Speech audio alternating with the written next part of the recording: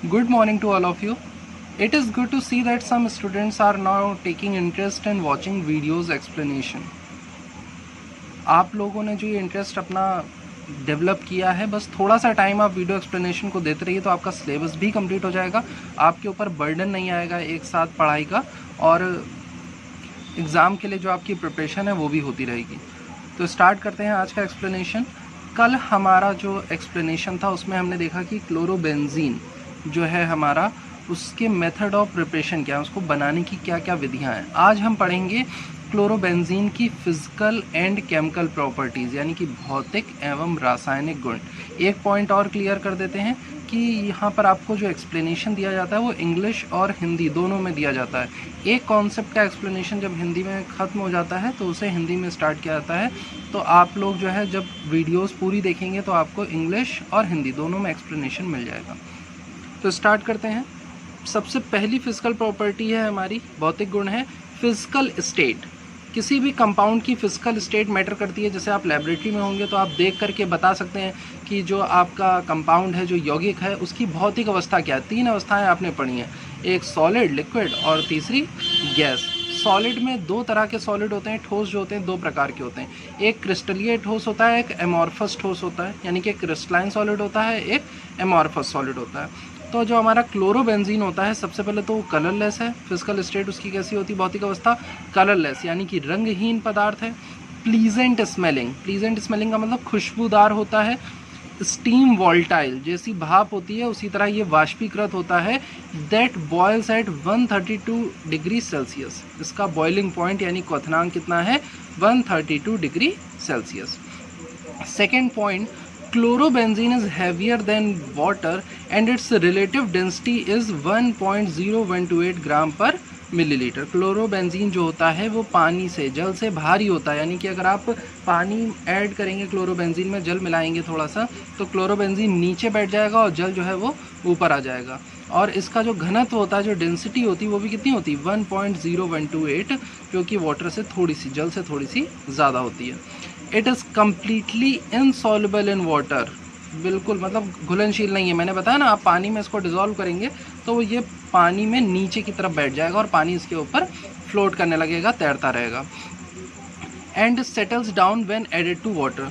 It is completely soluble in organic solvent such as alcohol and ether. लेकिन ये कार्बनिक विलायकों में, जो आपके ऑर्गेनिक सॉल्वेंट होते हैं, कार्बनिक विलायक होते हैं, जैसे अल्कोहल है, ईथर है, उनमें ये घुलनशील होता है।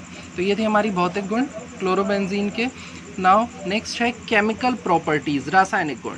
तो आपको जो रासायनिक गुण पढ़ने हैं उसमें आपको केमिकल रिएक्शंस पढ़नी है। तो 3 तरह की केमिकल रिएक्शन, यानी कि 3 तरह की रासायनिक अभिक्रियाएं पढ़नी है। सबसे पहली रासायनिक अभिक्रिया होगी कार्बन और क्लोरीन के बीच बनने वाले बॉन्ड से रिलेटेड, यानी कि कार्बन और क्लोरीन से जुड़े हुए बंध से जुड़ी हुई जो घटनाएं होंगी, जो भी अभिक्रियाएं होंगी, वो हमको पढ़ने को मिलेंगी। दूसरा हमें पढ़ना है electrophilic substitution reaction of benzene ring, जो आपको एक्सप्लेन किया गया था कि क्लोरीन एटम जुड़ जाने के बाद बेंजीन रिंग में, या जो क्लोरीन परमाणु है बेंजीन रिंग में, उसके जुड़ जाने के बाद जो आपकी बेंजीन रिंग थी वो सक्रिय हो जाती है, एक्टिवेट हो जाती है, और वो जो है वो इलेक्ट्रोफिलिक सब्स्टिट्यूशन रिएक्शन, यानी कि इलेक्ट्रॉन स्नेही प्रतिस्थापन अभिक्रियाएं देने के लिए सज्ज हो जाती है।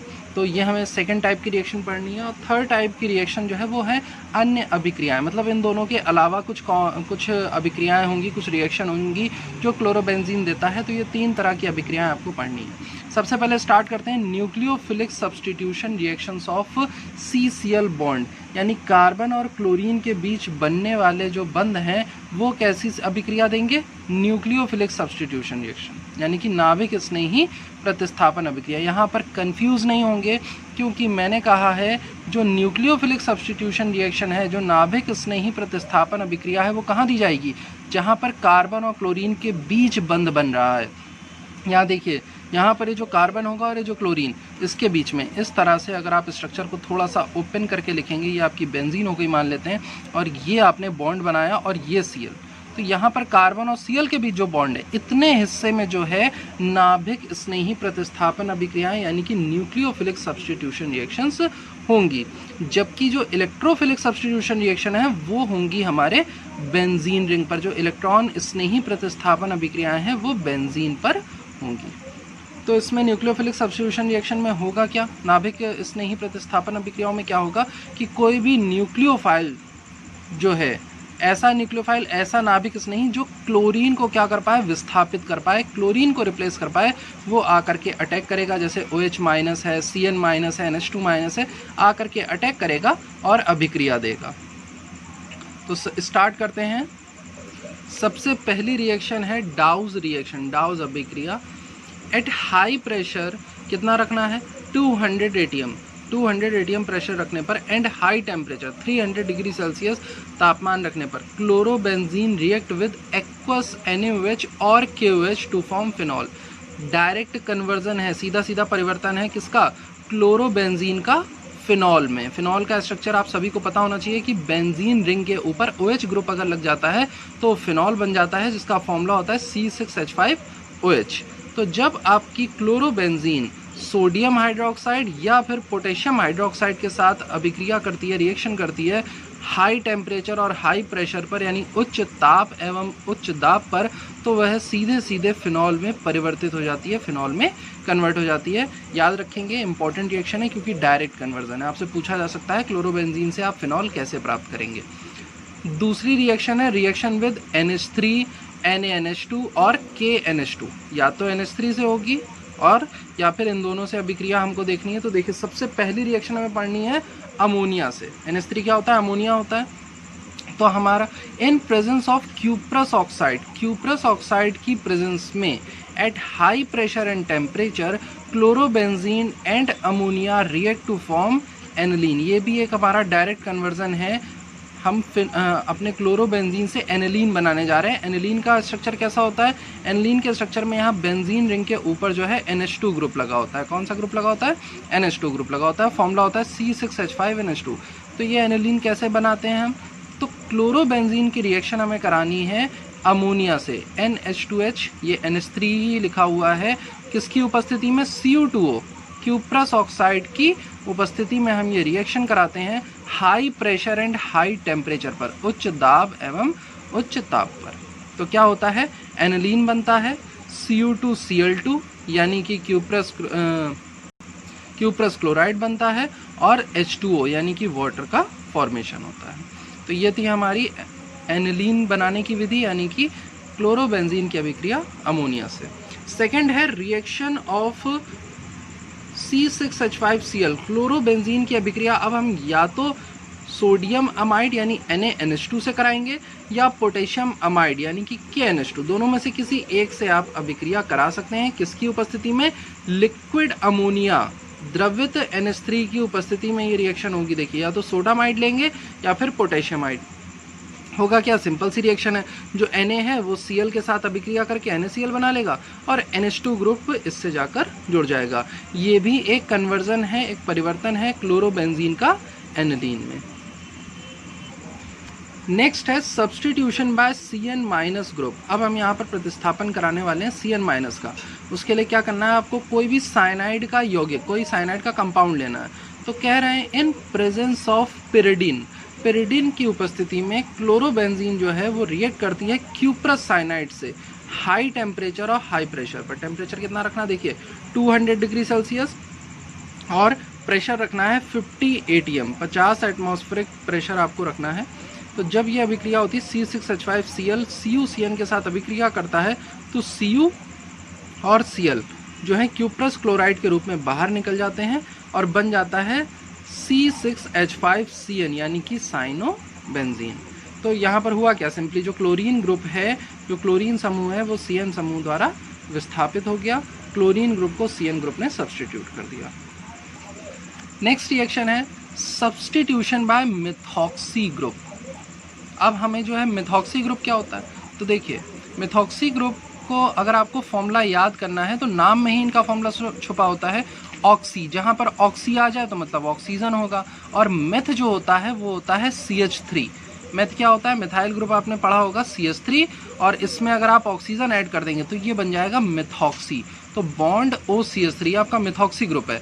तो अब हमें क्या करना है, हमारे Cl को मिथॉक्सी ग्रुप से विस्थापित करना है, मिथॉक्सी समूह से विस्थापित करना है, रिप्लेस करना है। तो क्या करेंगे, मिथॉक्सी ग्रुप का कोई यौगिक ले लिया, तो हमने यहाँ ले लिया NaOCH3 जिसका नाम है सोडियम मिथॉक्साइड, और इसकी अभिक्रिया हम कराने जा रहे हैं अपने क्लोरोबेंजीन से, यानी कि C6H5Cl से रिएक्शन कराएंगे।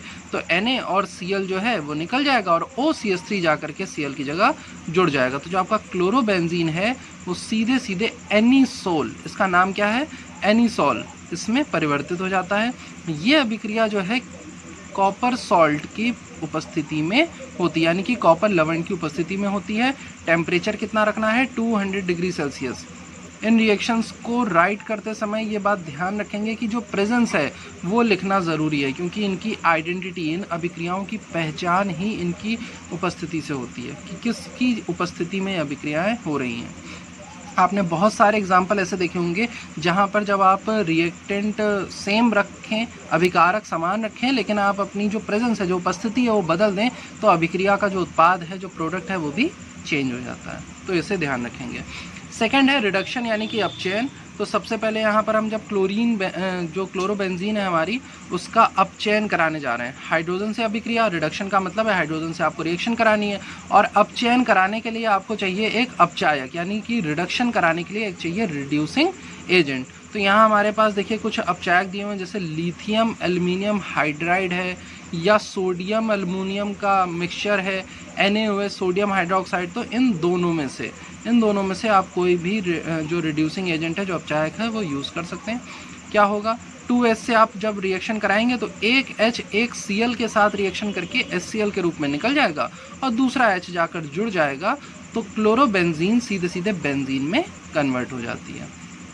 दूसरा जो हमारा रिडक्शन है वो है H2 और पैलिडियम की उपस्थिति में, या फिर मैग्नीशियम और CH3CHOH की उपस्थिति में। इसे हम आइसोप्रोपिल अल्कोहल भी कहते हैं। आप आजकल जो सैनिटाइजर्स यूज़ कर रहे हैं उसमें ये बहुत यूज़ होता है, आइसोप्रोपिल अल्कोहल। फॉर्मूला होता है CH3CHOH।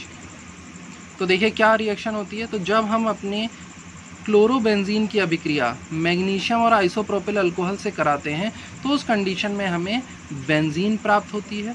तो यहाँ पर हमें क्या मिलके देखिए, बेंजीन प्राप्त हो गई। साथ में CH3CO MgCl जो है, ये आपका मैग्नीशियम क्लोराइड का लवण जो है वो आपको प्राप्त हो जाता है। मेन है हमारा कि जो क्लोरोबेंजीन है वो बेंजीन में परिवर्तित हो जाती है। Now the next reaction is reaction with magnesium. तो as compare to bromobenzene and iodobenzene, chlorobenzene react with magnesium with difficulty. The reaction takes place in the medium of tetrahydrofuran. कह रहे हैं जैसे आपने ब्रोमोबेंजीन पढ़ा, आइडोबेंजीन पढ़ा, तो वो क्या करते थे, आसानी से मैग्नीशियम के साथ अभिक्रिया कर जाते हैं, लेकिन जो क्लोरोबेंजीन होता है वो जल्दी ही मैग्नीशियम के साथ अभिक्रिया नहीं करता है। उसके लिए हमें एक स्ट्रॉन्ग एजेंट की रिक्वायरमेंट होता है, एक हमें उचित सहायक चाहिए, जो यहाँ पर होगा हमारा टेट्राहाइड्रोफ्यूरॉन। अब होता क्या है इस रिएक्शन में, तो ये हमारा C6H5Cl है, जब Mg से रिएक्शन करता है तो Mg जाकर इसमें जुड़ जाता है, और एक तरह से ये आपका देखिए R हो गया, ये Mg हो गया, और ये हो गया X। तो RMgX ये किसका फॉर्मूला होता है, ग्रिग्नार्ड अभिकर्मक, यानी कि ग्रिग्नार्ड रिएजेंट। तो बन जाता है phenol magnesium chloride which is a Grignard reagent. तो जब क्लोरोबेंजीन मैग्नीशियम के साथ अभिक्रिया करता है THF की उपस्थिति में, तो ग्रिग्नार्ड अभिकर्मक का निर्माण करता है। नेक्स्ट रिएक्शन है फिटिंग रिएक्शन, फिटिंग अभिक्रिया।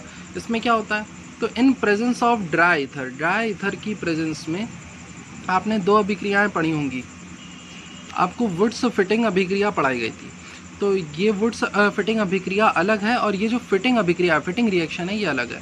फिटिंग रिएक्शन में हम क्या करेंगे कि दो क्लोरोबेंजीन के मॉलिक्यूल लेंगे और इनकी अभिक्रिया कराएंगे दो सोडियम के मॉलिक्यूल के साथ, मतलब दो सोडियम परमाणुओं के साथ, दो सोडियम एटम के साथ ये रिएक्शन कराते हैं ड्राई ईथर की प्रेजेंस में।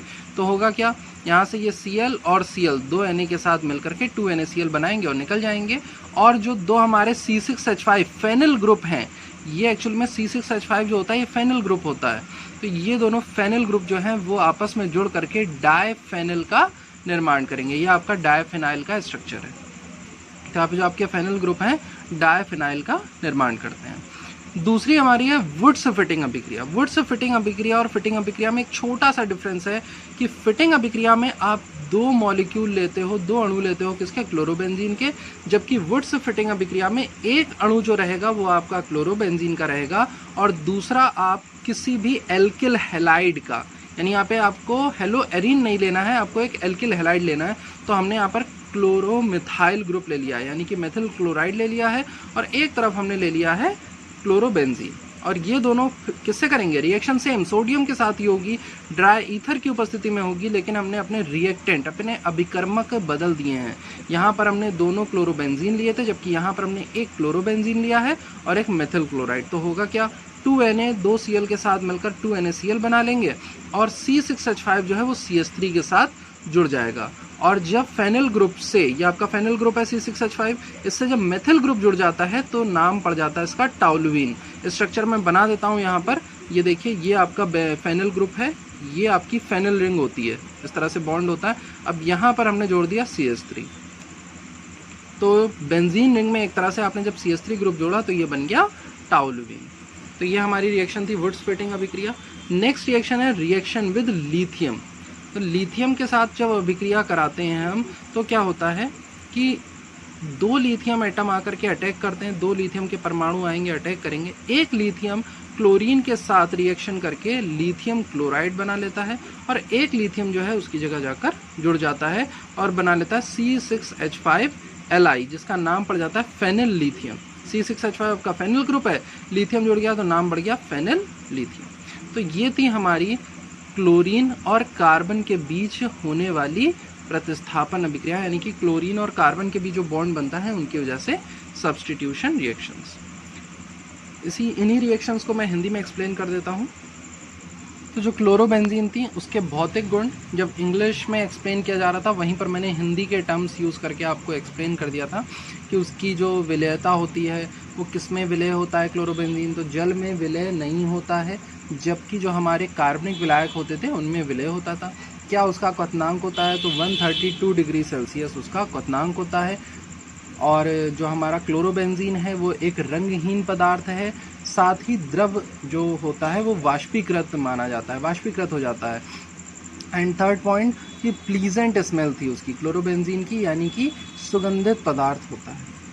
तो भौतिक गुण तो हमने पढ़ लिए, अब आते हैं रासायनिक गुण। रासायनिक गुण में मैंने बताया कि आपको 3 तरह की अभिक्रियाएं पढ़नी है। सबसे पहली अभिक्रिया पढ़नी है आपको कार्बन और हेलोजन एटम, जो क्लोरीन है आपका यहाँ पर, कार्बन और क्लोरीन के बीच जो बंध बनेगा उसकी अभिक्रियाएं।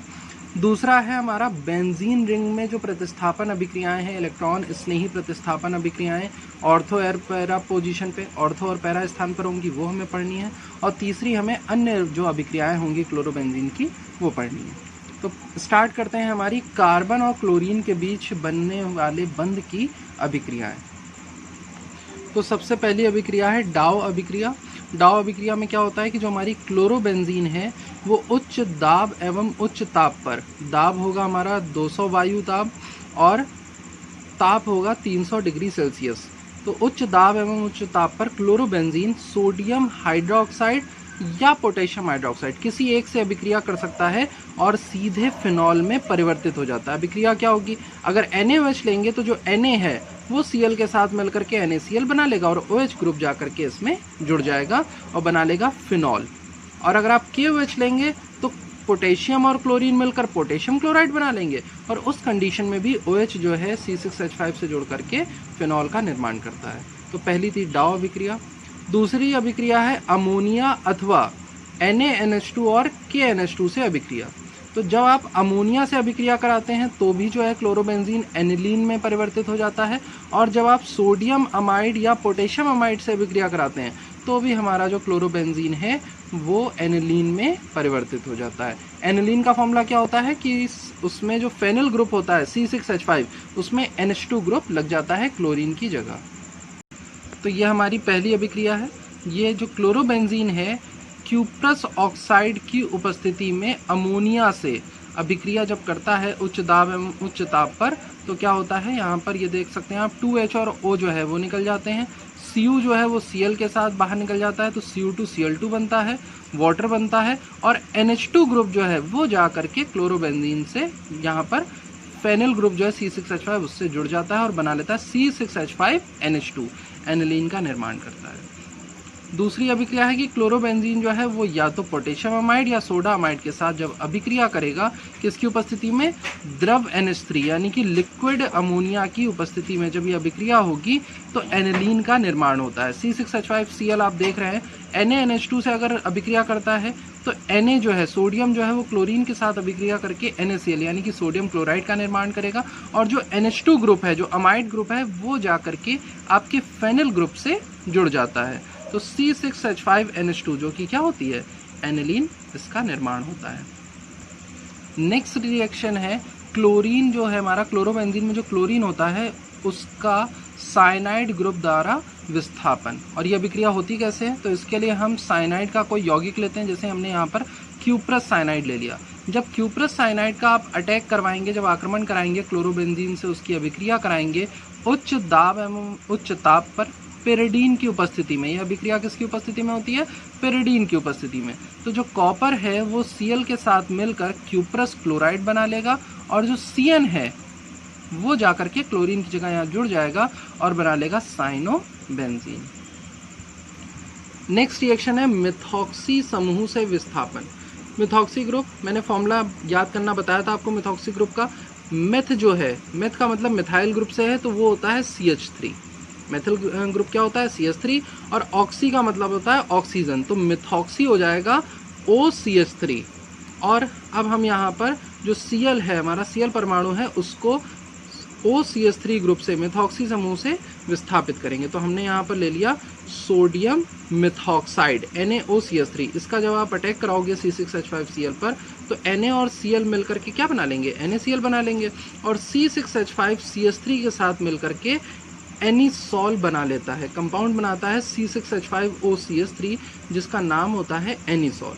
और ये अभिक्रिया जो है कॉपर लवण पर की उपस्थिति में होती है और 200 डिग्री ताप पर हुआ करती है। नेक्स्ट रिएक्शन है हमारी अपचयन यानी रिडक्शन। अपचयन के बारे में सबको पता है कि हाइड्रोजन का जुड़ना या ऑक्सीजन का निकलना अपचयन कहलाता है। तो यहाँ पर हम क्या करेंगे कि अपने क्लोरोबेंजीन की अभिक्रिया जो है वो हाइड्रोजन से कराएंगे, और जब क्लोरोबेंजीन का अपचयन होगा तो हमें बेंजीन प्राप्त होगी। रिएक्शन क्या होगी, बहुत सिंपल है। ये देखिए यहाँ पर हमने क्लोरोबेंजीन जो है उसका अपचयन करा रहे हैं। अपचयन कराने के लिए हमें कोई एक अपचायक जो है वो ज़रूरी होगा। तो यहाँ पर हमने लिथियम एल्युमिनियम हाइड्राइड या फिर सोडियम एल्युमिनियम और NaOH, इन दोनों में से कोई एक आप अपचायक उपयोग कर सकते हैं। तो जब क्लोरोबेंजीन का अपचयन होता है तो क्लोरोबेंजीन बेंजीन में परिवर्तित हो जाती है और HCl जो है वो बाहर निकल जाती है।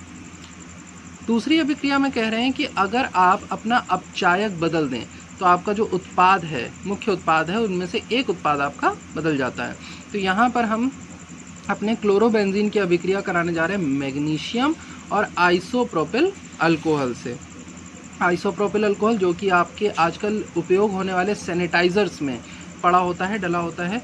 तो आइसोप्रोपिल अल्कोहल और मैग्नीशियम से जब क्लोरोबेंजीन अभिक्रिया करता है तो MgCl तो अलग हो जाता है, तो MgCl, और यहाँ पर आप देख सकते हैं CH3 CH2 CHO, ये जो है यहाँ पर इससे कनेक्ट हो जाता है। तो बनेगा क्या, CH3 का होल ट्वाइस CO MgCl, और जो हाइड्रोजन होता है यहाँ पर, ये जो हाइड्रोजन है आप देख रहे हैं, ये जा करके यहाँ C6H5 में जुड़ जाता है और बन जाता है C6H6। तो जब हमारी क्लोरोबेंजीन मैग्नीशियम और आइसोप्रोपिल अल्कोहल से अभिक्रिया करती है तो बेंजीन का निर्माण करती है।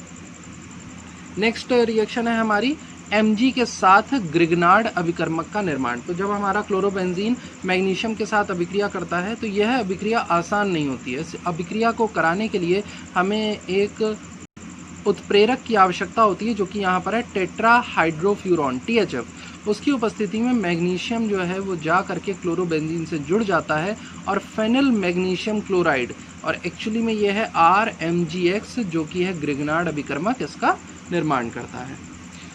नेक्स्ट है फिटिंग अभिक्रिया, फिटिंग रिएक्शन। दो आपको पढ़नी है, एक साधारण फिटिंग अभिक्रिया, एक वुड्स फिटिंग अभिक्रिया।